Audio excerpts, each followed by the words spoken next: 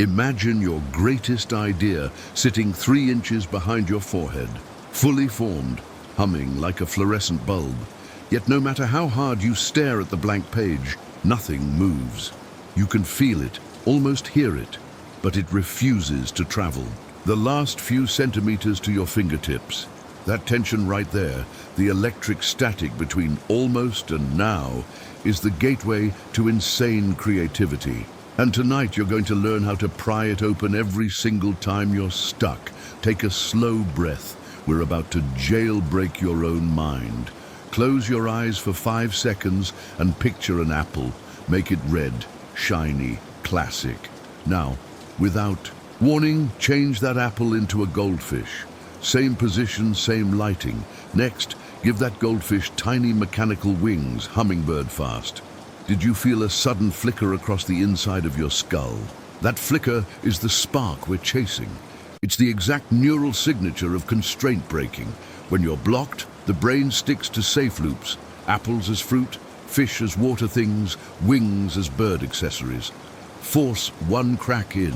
The loop and the whole pattern shivers apart, leaving raw, creative electricity behind. So the first rule, force an illogical bridge. Pick 2 unrelated objects in the room right now. Combine them into a single sentence that makes no sense. Example, the stapler married the houseplant during last night's thunderstorm. Laugh if you must, then do it again. 10 sentences, no pauses. You're lubricating the gears that forgot how to slip out of rational grooves. Neuroscientists call this conceptual blending. Improvisers call it yes and. Children call it play. By sentence 7, watch how ideas loosen, how images grow weirder, brighter. That looseness is fuel, but fuel needs ignition. Enter the 90-second friction hike. Set a timer for 90 seconds, stand up and do something mildly, uncomfortable yet harmless. Ice water on the wrists, 10 burpees, or sprinting the stairs. Physical micro-stress dumps noradrenaline into your bloodstream, sharpening focus. Return to your desk while pulse still pounds. The shaky energy jolts neurons out of gridlock. Pair it with the illogical bridge exercise, and you've just performed a controlled chemical strike on creative stagnation.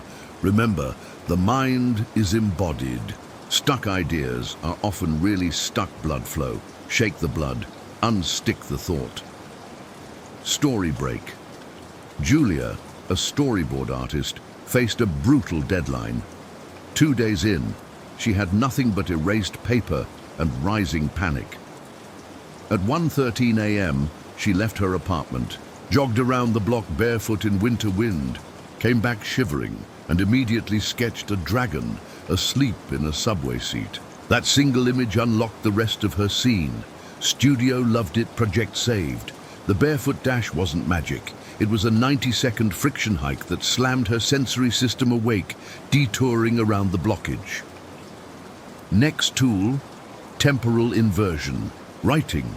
Instead of asking what happens next, ask what absolutely must happen last.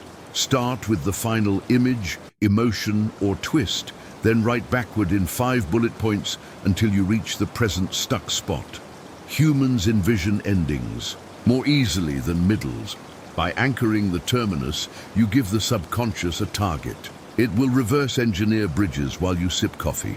If your ending is unknown, try random obituary prompts. Open Wikipedia's list of deaths for today's date in history. Pick any name you don't recognize. Read 3 lines of their life.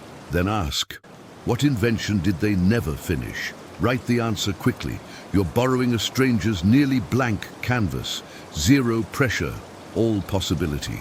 5 minutes later, the borrowed canvas often morphs into your own project's missing puzzle piece. Then there's the constraint paradox. Limit breeds freedom. Tell yourself you can only use 100 words, only 2 colors, only 3 chords, only 1 actor.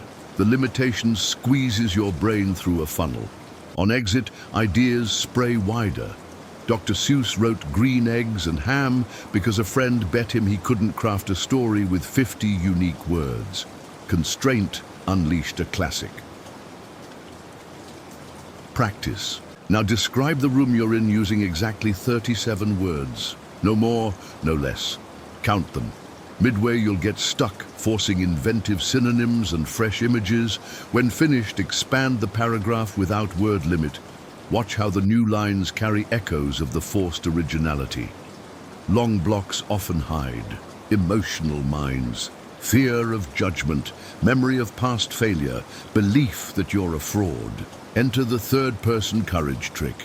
Rewrite your stuck paragraph describing yourself as a character. She sits before the glowing screen, heart drumming, doubting every line.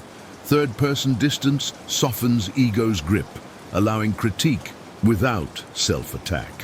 When you switch back to first person, confidence feels strangely higher because you witnessed your panic on paper and saw it survive. Parallel to that is future self-feedback.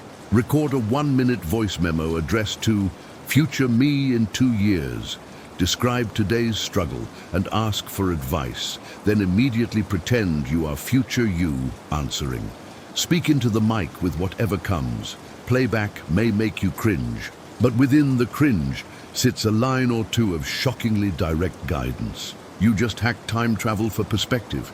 Let's recharge with the 5-layer soundtrack. Creativity sticks when your auditory cortex is bored.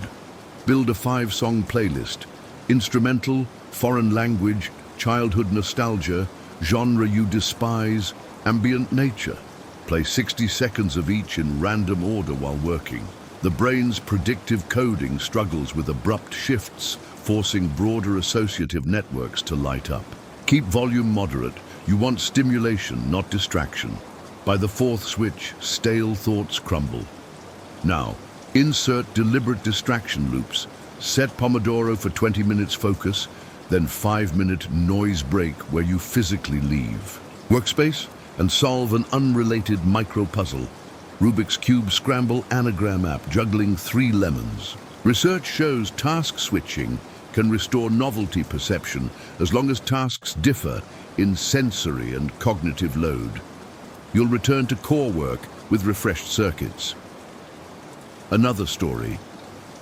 A software architect named Dev, stumped on a critical algorithm, stared at code for 6 hours.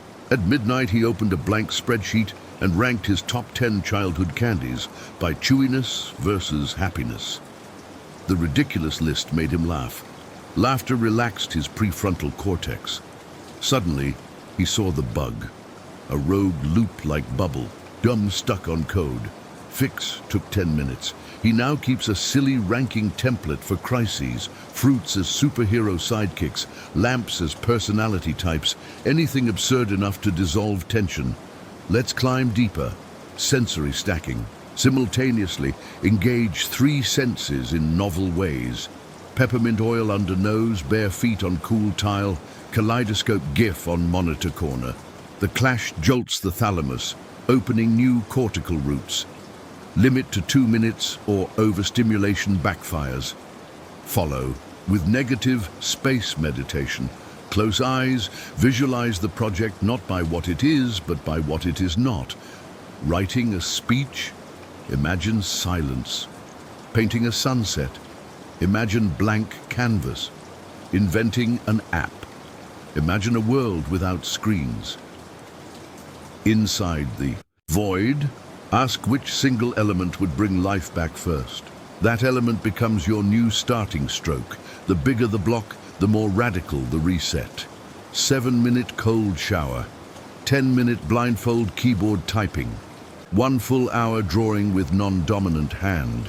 These push your brain off the customary path so far it must trailblaze home, often discovering shortcuts. But creativity is also nutrition. Low B vitamins, dehydrated neurons, sleep debt. They throttle idea flow. Keep a mind fuel kit, water bottle, handful of walnuts, magnesium glycinate tablet, 85% dark chocolate square. Consume at first sign of fog, blood sugar and micronutrient. Spikes are quieter than caffeine, but power longer loops. Now address sleep, hypnagogic spark mining.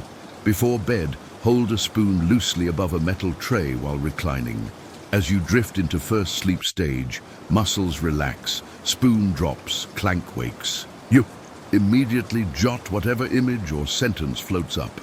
Edison and Dali used this to harvest pre-dream associations. One night of spark mining can populate a week of fresh material. Pair that with dream-bridging journaling. Upon morning alarm, before phone, write 100 words continuing whatever dream fragment you recall. Don't aim for coherence. The exercise keeps nocturnal creativity awake into daylight, like smuggling fireworks past customs. The enemy of creativity is self-censorship. Activate permission slips, sticky notes reading, "Allowed to be terrible," posted on monitor edge. Promise yourself you can delete later. Studies show writers who begin sessions with free write garbage produce 30% more usable prose in editing stages. Perfectionists starve, messy makers harvest. Editing, however, needs different chemistry than drafting. Use color-coded light cue, blue LED bulb for creation, warm orange for revision. Your brain associates wavelengths with task mode. Over weeks, the switch becomes a Pavlovian toggle, preventing drafting while editing paralysis. Story 3. Lena, a composer stuck on chorus, turned on dancers' strobe light in her studio. The rhythmic flashes pushed her to play unusual syncopations. Recording the jam, she found the chorus she'd chased for days. Visual pulse rewired auditory grooves, a cross-modal spark. To ensure ideas mature, practice the 24-hour fermentation drawer. Finish a rough concept, then lock it away. Physical drawer or encrypted folder for 24 hours. No peeking. Returning with distance reveals obvious flaws and hidden gems. Neuroscience calls this incubation. Bakers call it proofing. You'll call it sanity. During incubation, feed subconscious with serendipity walks. Choose a direction on the street by coin flip. Photograph 5 textures, name them as emotions. Walk back. Random external input cross-pollinates internal strands. Your brain abhors vacuum. Give it mosaic pieces. Now let's build a repeatable 7-minute unstuck protocol for emergencies. Minute 1, drink 250 milliliter water. Stand, roll shoulders. Minute 2, 15 jumping jacks. Exhale forcefully, laugh once, fake if needed. Minute 3, illogical. Bridge sentence trio. Minute 4, pick final scene, bullet backward 3 steps. Minute 5, sensory stack, peppermint, cold surface, visual swirl. Minute 6, free write, I am stuck because, until line ends naturally. Minute 7, stop, breathe 4-7-8 pattern, open project. Begin.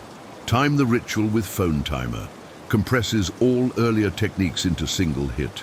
But what if the block isn't cognitive? What if it's existential? Creative identity audit time. Ask, what label have I over-attached to? If you call yourself perfectionist, that identity throttles risk. Write the opposite on paper, chaotic explorer, and act as that persona for 1 hour. Use a different font, music genre, outfit. Many breakthrough styles began as playful alter egos. Complement with tiny rebellion slots. 5 minutes daily where you intentionally break a minor personal rule. Write, standing if always sitting. Use crayons if always digital. Rebellion slots prove to your nervous system that safety remains even when patterns shatter. Training flexibility. Secret weapon, creative cross-training. Weekly, choose a medium you're awful at. If you're a writer, sculpt clay. If you're a coder, compose haiku. Struggling in fresh territory shocks the ego into humility and lights underused circuits. Neuroscientists observe heightened default mode network connectivity after cross-art sessions, boosting primary craft later. Tie this to peer microfeedback. Show your ugly clay cup or clumsy haiku to a friend. Invite one suggestion only. Accept it without defense. This practice immunizes you against perfection paralysis by normalizing early feedback. For group settings, deploy the silent sandwich. State prompt. Mute yourself for full minute. while others brainstorm. At 1 minute, chime in with single distilled insight. Mute again for 30 seconds. Your intermittent silence acts like punctuation, giving others room and making your contribution stand out. If tension arises, use blame the prototype. Present a deliberately rough mock-up. Announce, "We're here to beat this up." Co-workers criticize freely, nobody's ego attached. After critique, reveal cleaner version and integrate the best ideas. Environmental tweaks matter. Place a cheap hourglass on desk. Flip it when starting. Watching sand flow gives physical sense of time leaving, nudging focus. When stuck, flip bigger hourglass. They exist up to 60 minutes to symbolize permission for play. Visual timers outcompete digital clocks for anchoring abstract minutes. Lighting, brainstorm best under 500, 600 lux warm light. Edit under 4,000, 5,000. Cool light. Adjust bulbs or move near window accordingly. Soundscapes. Cafes produce 70 dB mid-range noise, sweet spot for ideation. Libraries, 40 dB aid concentration. Use recorded ambiances to mimic. Now integrate reflection. At week's end, complete creative acronym checklist. C, constraints attempted. R, random inputs gathered. E, environmental changes made. A, alter ego played. T, temporal inversion tried. I, incubation time honored. Visual audio cross-modal sparks used. E, energy, sleep, nutrition, exercise satisfied. Gaps reveal which tool to emphasize next cycle. Final story. A team of engineers designed Mars rover wheels. Traditional treads kept shredding in simulations. Frustrated, one member attended African drumming class that night. Watching dancers, he noticed foot wraps twisting rather than gripping. Back at lab, he sketched helical spring spokes instead of flat treads. Prototype survived tests. NASA signed off. Creativity often lands from unrelated beats echoing in limbic corridors hours later. We close with the 30-day insane creativity sprint. Days 1, 10 to 5. Daily illogical bridge sentences, 20 each morning. Days 6 to 10. Add 90-second friction hike before first work block. Days 11-15. Nightly hypnagogic spoon drops. Days 16-20, silent mornings until 9 a.m. Days 21-25, cross-train new art, 15-min day. Days 26-30, compile notebook of sparks, rank top 10, prototype 2. By month's end, creative latency, the gap between prompt and novel idea, will have halved. You won't merely brainstorm, better. You'll live in a state where originality feels as natural as breathing. Remember, creativity isn't lightning striking rare geniuses. It's static electricity you learn to store, discharge, and regenerate. When stuck, you are never empty, just clinging to dried up circuits. Break them, laugh at nonsense, shock the muscles, flip the hourglass, change the light, write the ending first. Draft terribly on purpose, pretend to be the opposite of you. Feed your brain walnuts, smell peppermint, dance in silhouette of strobe. The spark will fire. It always does. And when it does, hold still for one heartbeat, then chase it, because insane creativity favors the one who greets its arrival with both wild courage and crafted ritual. You now have the rituals. The courage is the easy part. Just start.